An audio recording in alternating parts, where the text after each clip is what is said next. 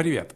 Бренд Redmi представил не только смартфоны Redmi K60 и K60 Pro, про которые я рассказывал в предыдущем ролике, обязательно посмотрите этот ролик, но также более доступную по цене модель K60e. Давайте ее и рассмотрим. Подписывайтесь на канал, поехали!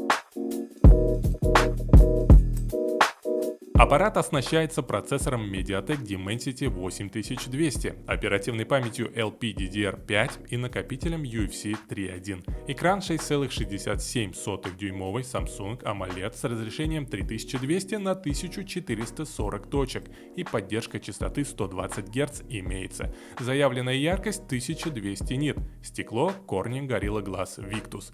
Устройство поставляется с аккумулятором на 5500 мАч и поддерживает зарядку на 67 Вт.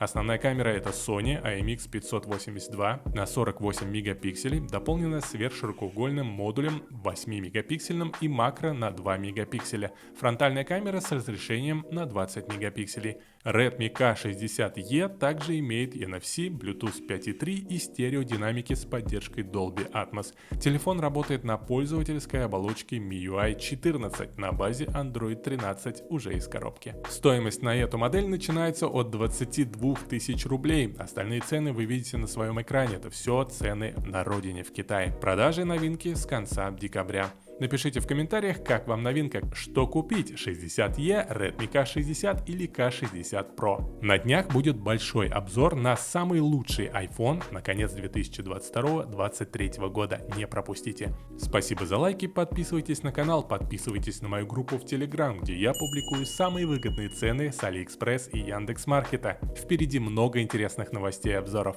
Пока-пока.